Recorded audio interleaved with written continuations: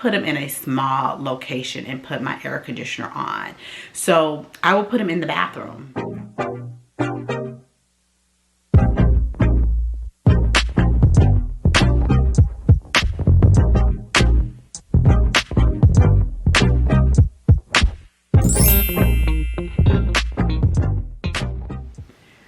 Hello my lovely flowers, it's me Nia with the Xquisite Floral Design and Events, and I am here to give you some of my tips on what I would do if I was a DIY bride or just doing flowers for my own event, dinner party, whatnot. So in the video before this that you guys should have seen my tips on where to get those flowers from, now these are my tips on how to take care of your flowers. So this is what I would do. For the first thing I would do is when you get your flowers in, I would make sure you have your buckets ready. And a lot of times, everything you buy from Trader Joe's, they come with those little packets of, you guys seen them when I use them in making my arrangements of flower food. So what I would do is I would cut everything and put everything in cold, in your, what would you say? And your buckets. So make sure you cut all your flowers at an angle and put everything in a bucket. I will put likes with likes. So all your tulips in the same bucket, all your roses in the same bucket, and all of your, say, hydrangeas in the same bucket.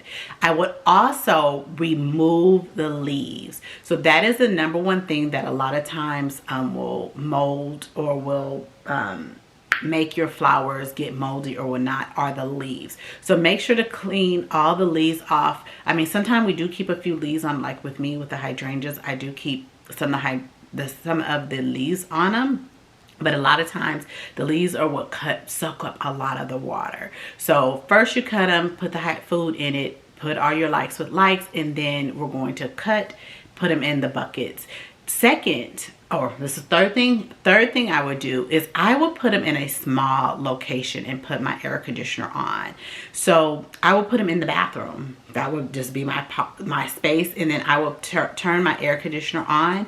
And I mean, if you don't want to cool your whole house, you know, close your vents everywhere else so that all the air will go focus onto that bathroom. A lot of times, you know, you can keep your, like my floor refrigerator, I kind of keep it down to like 45 degrees, but that's because I'm keeping flowers for weeks on top of weeks. Sometimes I can keep flowers up to like 4 weeks if they're, you know, just came off of the plane or just, you know, just got cut from the field.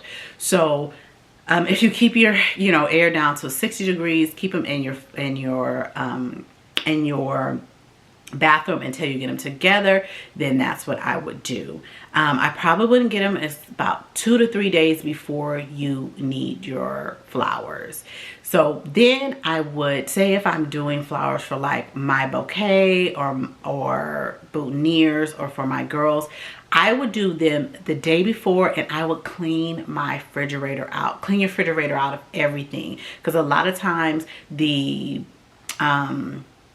fumes from like certain vegetables will make your flowers grow faster, but I mean make your flowers wilt faster, or I guess go through the process of blooming or all that stuff faster. So I would just clean out my refrigerator, and a day before I would make my bouquet and make my corsages and everything and put them in your refrigerator. I would turn your refrigerator down to about, like I said, 45, 50ish. I think that's what the temperature in a regular refrigerator is. Ooh, I can't remember.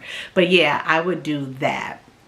And just put those in there, and you just do them the day before, you know, so you don't have to try to stress the day of. So that's what I would do. Now your regular centerpieces and all that stuff, you can do them 2 days before.